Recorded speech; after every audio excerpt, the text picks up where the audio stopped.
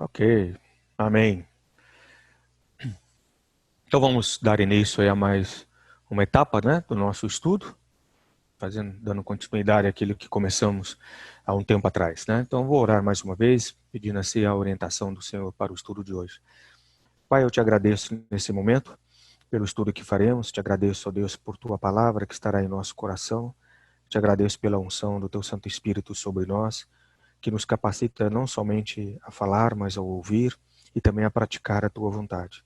Obrigado, ó Deus, porque apesar das nossas imperfeições, do nosso pecado, o Senhor tem nos perdoado, nos purificado, tem nos lavado no sangue de Jesus e tem nos feito, ó Deus, entender que quando buscamos a tua vontade, que quando permanecemos em teus caminhos, o nosso coração sempre será um coração pronto e preparado para ser um instrumento realmente de bênção nas tuas mãos e de bênção para a vida de todas as pessoas.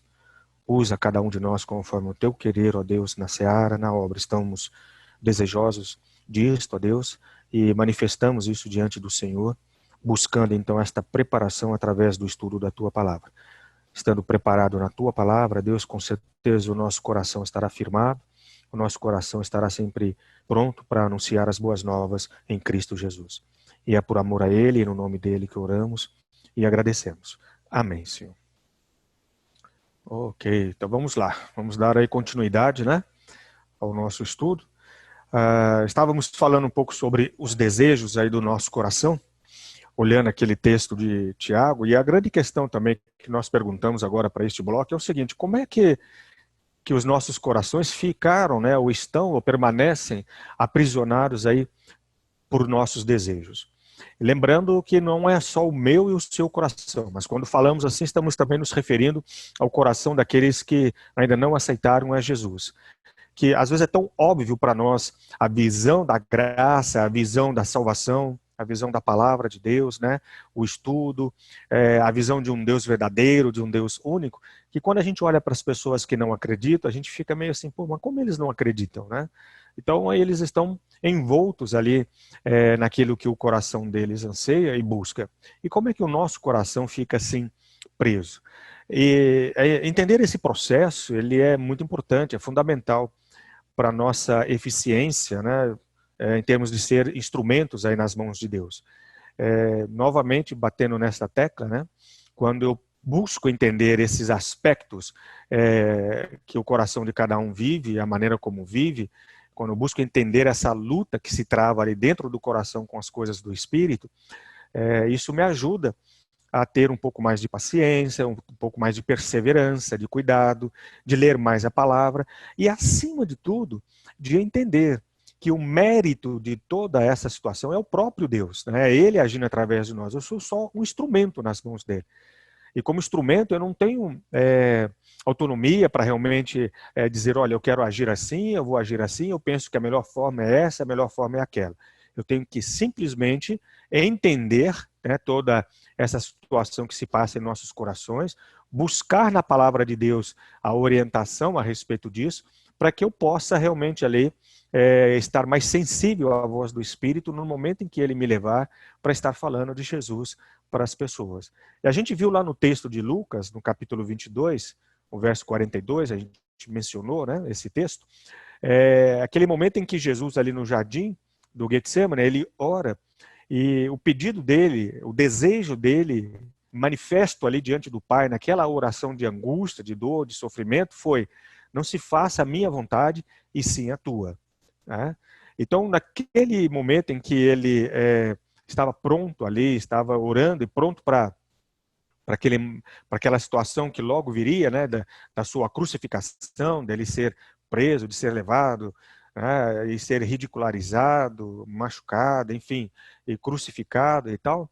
Ele ali ora ao Pai, ele clama ao Pai, ele diz, se fosse possível, que afastasse dele aquele cálice, mas ao final ele abre mão do desejo do coração dele, né, em submissão à vontade do Pai, ao plano que ele, o Pai e o Santo Espírito já haviam traçado desde a eternidade. Né? E tudo isso por amor ao Pai, por amor ao reino, né, de Deus.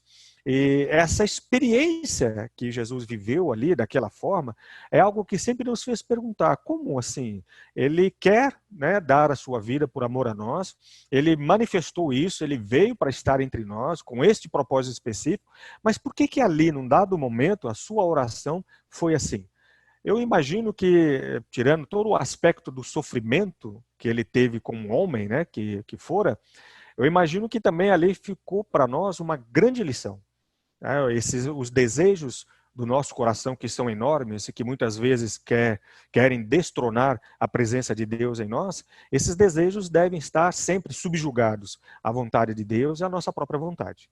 Então, nesse momento em quando Jesus fala, não se faça a minha vontade, sim a tua, né, em oração dizendo isso ao Pai, ele deixou para nós ali uma grande experiência para que a gente então pudesse entender que eu e você também podemos vencer a guerra do coração, assim como toda e qualquer pessoa que ainda não aceitou a Jesus como Senhor e Salvador, a partir do momento em que ela recebe ali a unção da graça, né, do poder da graça, da transformação da vida dela.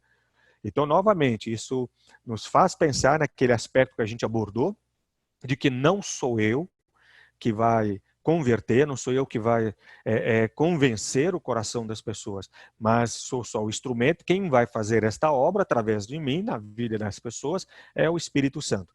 E é Ele quem vai dar às pessoas toda a possibilidade de que elas possam vencer aquele momento. Então, hoje, como um servo de Deus, eu e você, nós vivemos também esses desejos que estão em guerra constante, como a gente viu o apóstolo Paulo até mencionando isso também, em guerra constante em nosso coração.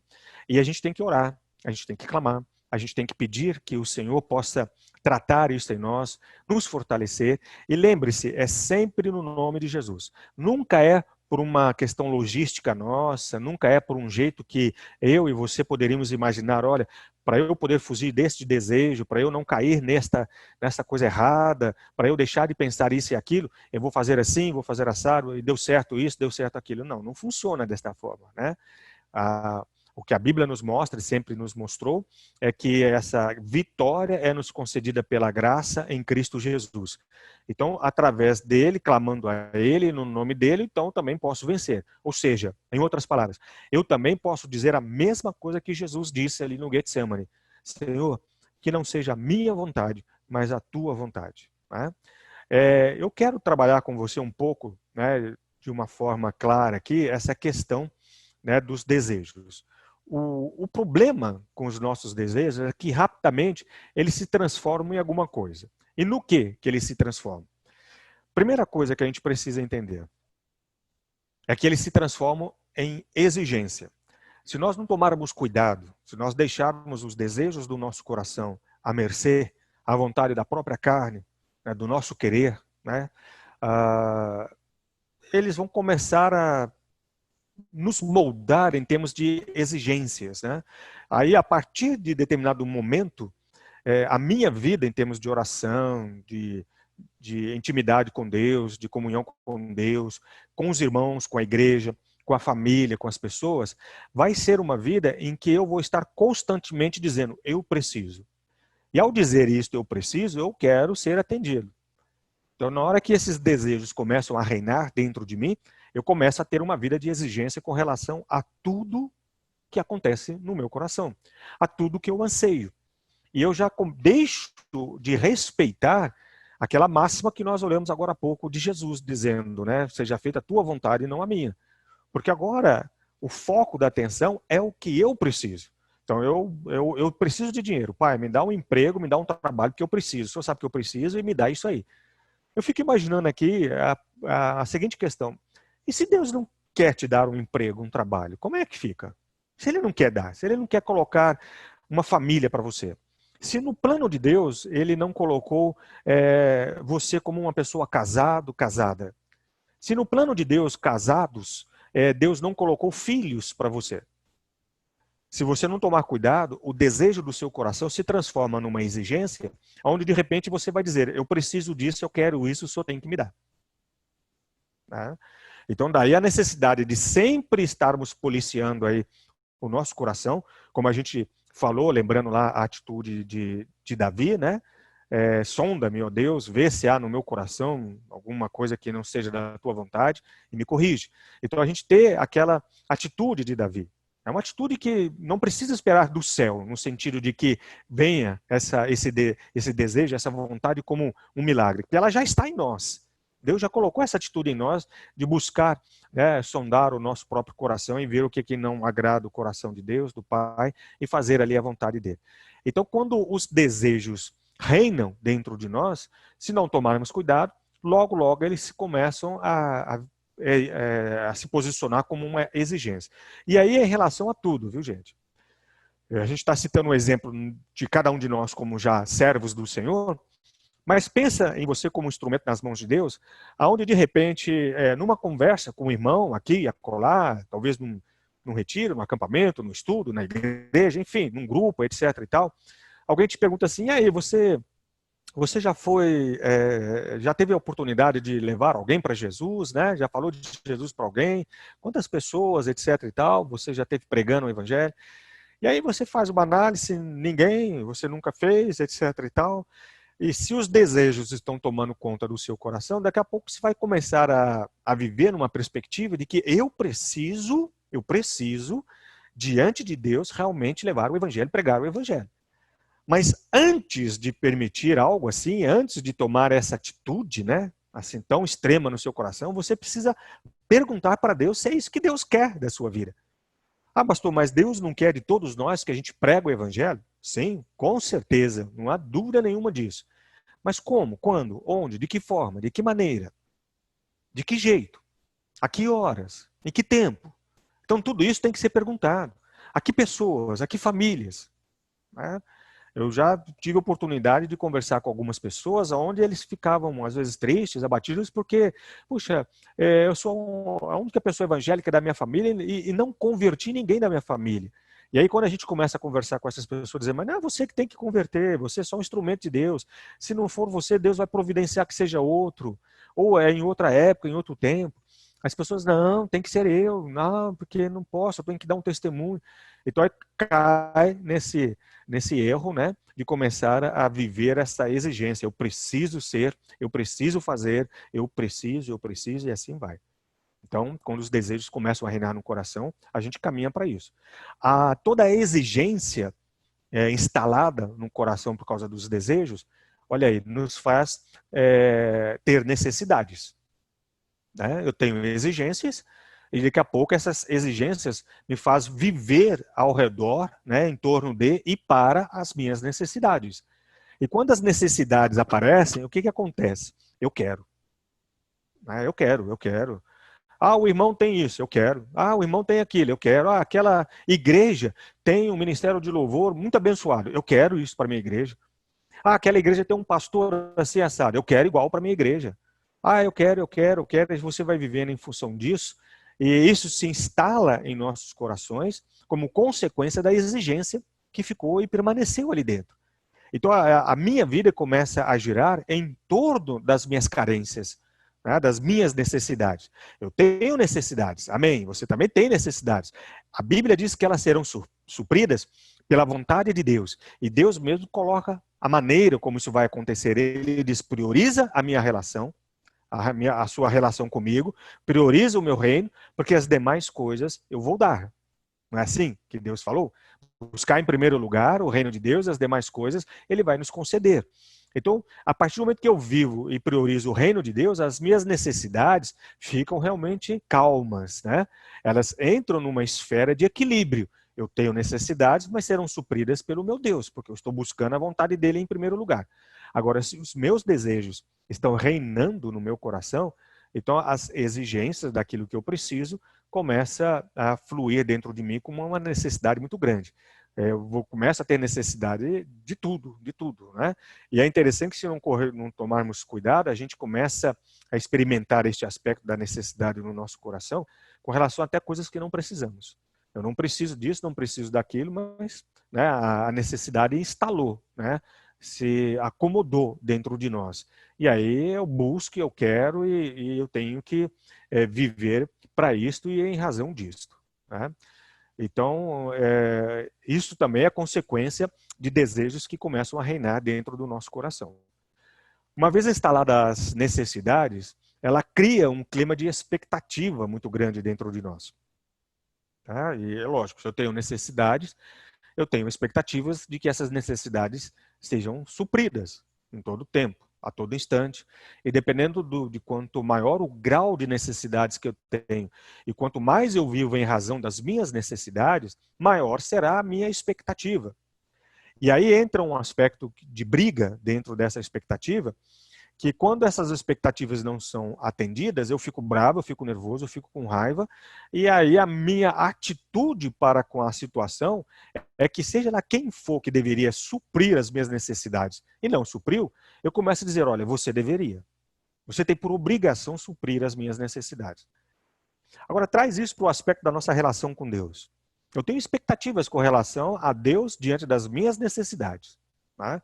Mas se os meus desejos, se os desejos do meu coração estão no trono e não Deus, eu vou começar a viver as expectativas com relação àquilo que eu espero de Deus, e num determinado momento eu corro o risco de dizer para Deus, né, olha, o Senhor deveria ter me atendido, né, o Senhor deveria ter me suprido. Eu estou muito frustrado, Senhor, porque afinal de contas eu sou um servo fiel, justo, eu não falto à igreja, estou sempre na escola dominical. Puxa, Senhor, olha, por que fulano foi escolhido para estar na liderança lá do ministério e eu não? O Senhor deveria ter colocado no coração de todos lá o meu nome. Eu estava esperando isso, né? Eu sou um dizimista fiel. A gente começa a viver em função destas coisas e corremos o risco aí de começar a cobrar de Deus no aspecto de que Deus tinha a obrigação de nos atender. Aliás, diga-se de passagem, durante um período aí dos anos passados, né, as igrejas viveram muito este aspecto, né, quando as igrejas neopentecostais viveram muito este aspecto das expectativas que elas tinham com relação à manifestação poderosa do Espírito Santo no seio da igreja, em que o comportamento dessas igrejas era de que o próprio Espírito Santo deveria fazer e acontecer lá dentro. E que teria que ser coisas extraordinárias. E às vezes, durante dias, né, ou se por acaso esses cultos fossem todos diários ou de finais de semana, as manifestações deveriam ser diferentes, não poderiam ser as mesmas. E Deus deveria mudar, inclusive, esses aspectos. Então, isso foi uma coisa fomentada, vivida por algumas igrejas de uma forma muito forte. Né? E as nossas expectativas com relação as pessoas com as quais convivemos, pode se tornar grande também. Eu sou um instrumento nas mãos do Senhor, tenho que levar o evangelho, levo o evangelho, prego para aquela pessoa, estou orando por ela, mas de repente eu não percebo que eu já estou vivendo em função dos meus desejos, né? E aí, num dado momento, o que acontece na minha vida? Eu começo a entender que aquela pessoa, ela deveria, por amor a mim, por respeito a mim, ir pelo menos uma vez na igreja. Afinal de contas, eu tenho feito tanto por ela, tenho ajudado ela em tantas coisas, tenho feito isso, tenho feito aquilo, tenho colocado isso, colocado aquilo. E aí isto não vai ser bom para o nosso ministério, não vai ser bom para a nossa relação com aquela pessoa e principalmente não vai ser bom para a ação do Espírito Santo através de nós para poder chegar ao coração daquela pessoa. Né? Eu estou usando esses gráficos desta forma para mostrar para você como isso se instala em nossos corações. Né? Uma vez desabrochada, vamos dizer assim, a expectativa no nosso coração e a determinação de que tudo, né, deveria acontecer para a honra e glória do meu nome, né, do meu eu, da minha personalidade, se eu não tomar cuidado, eu começo a viver desapontamentos, né, na vida. Eu tenho expectativas. Se elas não são atendidas, se quem deveria atender, seja a família, seja o meu amigo, seja o meu trabalho, seja o meu emprego, seja até mesmo Deus, se quem deveria atender as minhas expectativas não tem atendido, então eu vou ficar desapontado. E esses desapontamentos podem desabrochar no nosso coração em muitos sentimentos, né? Que vai desde uma coisa de revolta, de ficarmos nervosos, bravos, irritados, etc. e tal, até mesmo uma atitude de eu ficar apático, arrebentado e não querer mais nada, e até poder dizer, olha, não adianta, eu já tentei várias vezes, tentei assim, orei desta forma, orei daquele jeito, e não adiantou nada, não resolveu nada. Aí eu começo a ficar desapontado com tudo isso. Mas ao final de tudo isso, né, desse desapontamento, a frase que sempre prevalece é essa, né? Você não fez o que deveria ter feito. Você não me atendeu e você deveria ter feito isso. E aí eu começo a transferir esses sentimentos de desapontamento da própria situação em si, que não gerou de forma positiva as minhas expectativas, que não atendeu, né, de forma positiva as minhas expectativas, eu começo a transferir isso para Deus. Olha, Deus, o Senhor não fez aquilo que deveria ter feito, o Senhor não fez aquilo que na tua promessa o Senhor disse que faria. Embora eu tenha comigo, e você também deve pensar assim, que está lá uma promessa de Deus para a minha vida, Ele é Deus, Ele pode cumprir essa promessa, como pode não cumprir. Ele pode não cumprir pelo Deus que Ele é. É lógico que dentro da atividade, né, da ação de Deus sobre as nossas vidas, Ele diz, olha, eu prometi, então eu vou cumprir. Mas se Ele não quiser cumprir, Ele pode, porque Ele é o Deus Todo-Poderoso e não há ninguém acima dele que pode mudar isso. Agora imagine eu ficar desapontado com aquilo que eu espero de Deus, a ponto de dizer para Ele, Senhor, na tua palavra, o Senhor disse que faria isso, e o Senhor não fez. Por isso que eu estou triste, por isso que eu não quero mais ir na igreja, por isso que eu não quero mais pregar o evangelho, por isso que eu não quero mais ir até aquela pessoa e falar de Jesus, porque eu esperava que o Senhor tocasse aquela vida, convertesse aquele coração, e o Senhor não fez isso. Então é uma coisa a se pensar bastante, né? Se nós não tomarmos cuidado neste aspecto da instrumentalidade, né, nas mãos do Senhor, eu e você como instrumentos ali nas mãos do Senhor, isso pode nos frustrar no ponto até daquela maneira de pensar assim, eu falei de Jesus para uma pessoa, tenho falado de Jesus para ela, etc e tal, durante um bom tempo, ela não aceitou e ela morreu. E eu não vi ali nenhuma manifestação por parte dela de ter aceito Jesus. E aí eu começo a me revoltar, a ficar desapontado com Deus, e pergunto para Deus, Senhor, por que o Senhor não fez aquilo que o Senhor disse que faria? A tua palavra não volta vazia, mas eu preguei a tua palavra àquela pessoa e ela não te aceitou. Mas como é que eu tenho certeza que ela não aceitou, né? Só Deus sabe. Como instrumento, ele não me deu essa sabedoria, esse discernimento. Tá? Eu não conheço os últimos momentos da vida daquela pessoa, eu não conheço o pensamento daquela pessoa, eu não sei o que no recesso do coração dela ela clamou, ela orou, eu não sei quais foram as últimas palavras dela ali no finalzinho de tudo. Você se lembra daquela situação de Jesus crucificado entre dois ladrões? A Bíblia fala que um deles zombava, enquanto que o outro humildemente dizia que não era merecedor, que era merecedor daquele momento, né, daquela situação, mas ele, Jesus, não. E Jesus mesmo olha para aquela pessoa e fala, hoje mesmo estarás comigo no meu reino. Eu fico imaginando quem tomou conhecimento daquela confissão, quem tomou conhecimento daquela mudança de vida daquele ladrão, né? E nós sabemos porque lemos. Tá certo? Mas os outros que estavam ali, não. Então, se não tomarmos cuidado, a gente acaba ficando desapontado. E aí corremos o risco de olhar para Deus e ficar perguntando, né? Por que você não fez o que deveria ter feito? Ok? E finalmente, né? Desapontados com Deus, desapontados com a vida, desapontados com tudo que está acontecendo, a gente entra por uma perspectiva de castigo, né? Porque você não fez isso, eu vou. Aliás, a gente usa muito isso na educação dos nossos filhos, né? Como você não fez isso, eu vou fazer isso, vou fazer aquilo, não vai mais assistir isso, não vai mais assistir aquilo, ou vai fazer igual aquele irmão nosso lá de Uberlândia, que deixou os filhos de castigo porque desobedeceram, e o castigo era, vocês não vão domingo na igreja, né? Então, fica complicado isso também, né? Uma vida onde os desejos reinam no nosso coração, pode nos levar a essa escalada, né, onde ao final de tudo, a gente corre o risco de dizer para Deus, olha, porque você não me atendeu, porque você não fez o que deveria ter feito, porque você não fez o que prometeu que iria fazer, eu então não vou, e por aí vai, né? Olha, eu fui pregar o evangelho, eu não vi fruto da pregação que eu fiz, então eu não vou pregar mais. Se o senhor quiser, o senhor escolhe outra pessoa. O senhor fala através de outro, né? Eu não vou mais. É um castigo que você está impondo a quem? A você, que é um instrumento nas mãos do Senhor? A Deus? Ao dizer isso, parece que você está castigando Deus. Olha, o Senhor precisa de mim, como nada ainda foi feito, ainda não senti, né, que deu resultado o que o Senhor iria fazer através de mim, então eu não vou fazer mais. Né? Aí você está o quê? Impondo Deus a um castigo? Temos que tomar cuidado com isso, porque isso não é fato, isso não ocorre e não deve ocorrer jamais. Né? Agora, novamente, traz isso para a perspectiva de evangelização, de pregação da palavra. Né? Você está sempre insistindo com uma pessoa para que possa te ouvir numa mensagem, numa oração, ou que possa ir à igreja, que possa ir a um retiro com você, a um acampamento evangelístico, enfim. Você está batalhando aquela vida já há um tempo, né, para ela poder ter um compromisso com Cristo. E nada acontece. Passou 1 ano, 2 anos, sei lá, passou um tempo aí e nada acontece.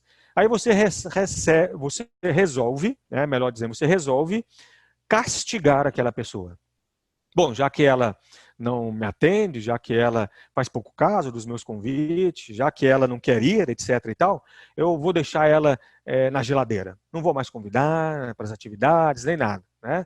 Não vou mais nem visitar, não vou mais nem ligar. Cansei. Né? Aí, se quiser, ela que me procura depois. Lembre-se, cuidado. Né? A gente já falou aqui várias vezes sobre isso.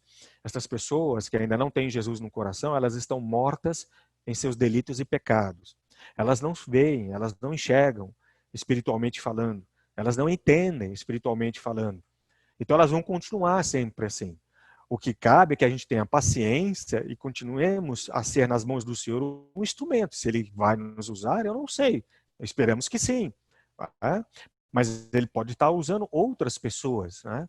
Mas tem que tomar cuidado para, de repente, a gente não estar castigando as pessoas, dizendo, vai ter lá uma atividade na minha igreja e eu não vou mais convidar. Sei lá, final de ano tem lá uma cantata de coral, né? Uma cantata do coral da igreja lá de Natal. Vai ter lá uma apresentação, vai ter um ensaio, né? Vai ter, melhor dizendo, lá uma peça, né? Uma encenação de Natal. E é uma oportunidade para você convidar novamente, né, aquela pessoa, mas de repente, por ela não ir, não estar mais envolvida, você fala, não, dessa vez não vou convidar, não. E ela fica sabendo através de outros que teve, e ela olha para você e fala, por que você não me chamou? Aí você fala, não, eu te chamei tantas vezes, das outras vezes, você nunca foi. Aí você fez o quê? Você deixou essa pessoa de castigo? Não vai ser bom isso para o seu ministério, para a sua vida. Então é desta forma que os desejos, de repente, vêm e se instalam ali no nosso coração. Né? Então a gente tem que analisar estes aspectos para não correr o risco aí de repente, estarmos fugindo de toda a vontade de Deus. Ok? A gente vai dar uma pausa por aqui, né? Que já estamos chegando aí aos 30 minutos. E na semana que vem, a gente vai estar dando continuidade. Sexta-feira agora eu não vou poder estar, né, pregando aí, já falamos com o Duio, ele já providenciou uma outra pessoa para estar dando o estudo para vocês. Então, não estarei presente com vocês à noite, né, vai ser o aniversário aí da minha neta, então não sei como vai ser, como é que estão as coisas lá, da Catarina, então eu não vou poder estar com vocês. Mas aí vai, com certeza, acho que é o presbítero Erli, o Duio já me avisou aqui, eu acho que o presbítero Erli é quem vai já estar dando o estudo, né, para vocês, tá bom? Mas a gente faz uma pausa por aqui e depois a gente retorna. Quero orar antes de encerrar. Deus, nós queremos expressar a nossa gratidão, mais uma vez, pelo estudo da palavra, pelo cuidado que o Senhor tem para conosco, por tudo aquilo que crescemos e aprendemos na Tua palavra, para ser realmente diante do Senhor e para o Senhor, ó Deus, instrumentos que possam honrar e glorificar o Teu santo nome. Obrigado por cada família, por cada irmão. Obrigado pelo cuidado, pela paciência de todos, ó Deus. E obrigado pelo desejo ardente de cada coração de querer crescer, ó Deus, para ser um bom instrumento nas tuas mãos. Para que possam pregar a palavra, para que no abrir, ó Deus, dos lábios de cada um, a tua palavra possa se manifestar de forma salvadora a todos aqueles que ainda não foram alcançados. Usa a tua igreja, usa cada um de nós. Estamos todos, ó Deus, comprometidos com o Senhor, comprometidos com o reino. Estamos todos prontos e preparados, dispostos, ó Deus, a pregar e a anunciar a tua palavra. Em nome de Jesus e por amor a Ele é que nós oramos assim e agradecemos. Amém, Senhor. Glória a Deus. Muito bem, então voltamos aí juntos para